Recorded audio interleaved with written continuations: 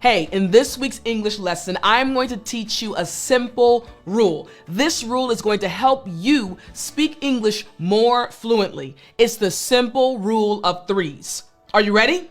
Well then, I'm Teacher Tiffany. Let's jump right in. All right, so here's the simple intro to this rule. My English teachers, when I was in high school and even when I was in college, they taught this rule to me and every other English student. So native English speakers already know this rule, and now it's time for you to master it. Here's the simple rule.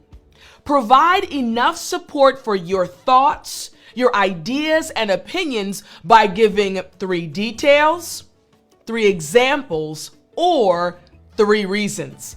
You heard me right. This simple rule right here is going to change your English. Let me explain it a little bit more. Starting with part number 1, 3 details. So the first part of this rule focuses on the important details of the topic, the subject, or person that you are discussing. In other words, you, my friend, want to help your listener visualize what you are talking about. So what does this actually look like? Let's look at this example right here. We have a video example and we're going to use this simple rule of threes, the first part, to describe it. So here's the topic: activities in the evening. The question being, what is your favorite thing to do in the evening? Now, we're going to answer this question by using 3 details. Here's detail number 1. Now again, good book is a detail. Detail number 2, cozy blanket. And detail number 3, cup of hot tea. Now, we're going to use these 3 details to give a long response, a fluent English response. But look at the simple response that does not include the details. Here's a simple response. My favorite thing to do in the evening is to relax. Now, my friend, this is a good answer. It's true, it answered the question, but we are trying to give a fluent English response using the simple rule of 3. So we have the 3 details: good book, cozy blanket, cup of hot tea. Now, using these 3 details, what would the answer look like? Here's what the answer would look like, including these 3 details. My favorite thing to do in the evening is to relax on the couch with a good book, a cozy blanket, and a cup of hot tea. All of a sudden now you're able to visualize me relaxing in the evening. Now I do want to explain this word cozy. All right, so after me, cozy. Excellent. Again, cozy. Very good. Now this word cozy right here, it just refers to a feeling of comfort, warmth, and relaxation.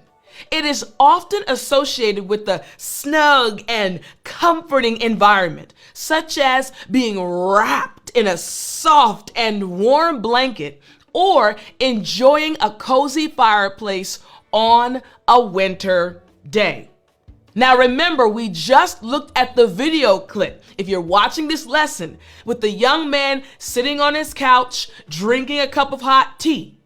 And now we're describing this scene for the individual we're speaking to. So once again, my favorite thing to do in the evening is to relax on the couch with a good book, a cozy blanket, and a cup of hot tea.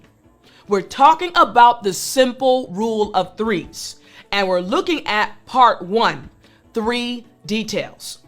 But what about the second part of this simple rule? Here's the second part of the rule: 3 examples. The second part of this rule focuses on examples of the topic, subject, or person you are discussing.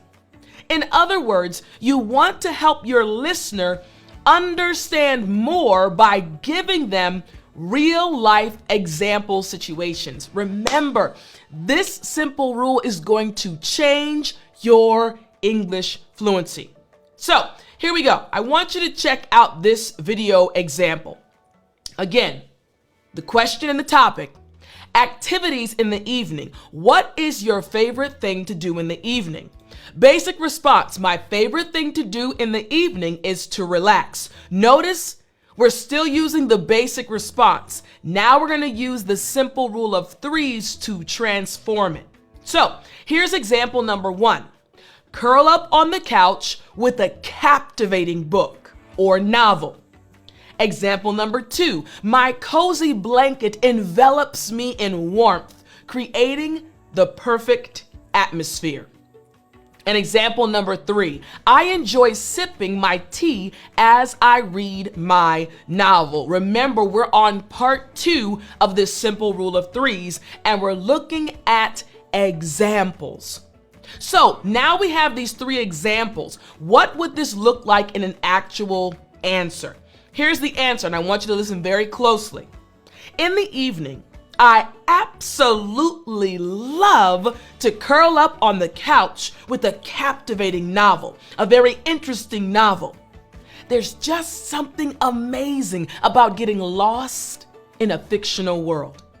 As I lose track of time, my cozy blanket envelops me in warmth, creating the perfect atmosphere. To complete this delightful experience, I always make sure to have a piping hot cup of tea nearby, whether it's a soothing chamomile or a fragrant Earl Grey. I enjoy sipping my tea as I read my novel. Now, my friend, I know you stepped on into my situation, right? As I explained what was going on, I gave you clear examples. Now, I want to describe and explain some of the words and terms that were used. The first one is lose track of time. After me, lose track of time. Great job. Now, this just means to become unaware of the passing of time, or to be so engrossed or absorbed in activity that one loses awareness of the time passing. This happens to me a lot. When I'm drawing, when I'm painting, when I'm spending time with friends, I lose track of time. Oh my goodness, I didn't even realize 2 hours went by. In English, we say lose track of time. And what about the other word that I used? Envelop. Good. Again, envelop. Excellent. Now, this just means to completely surround or wrap something or someone, typically in a covering or an atmosphere. Remember, I said my cozy blanket envelops me in warmth. In English, we say envelop. Good job. All right. The next thing I said piping hot cup of tea. So after me, piping hot. Good job. I love it. Now, piping hot, it just means very hot, boiling or extremely heated.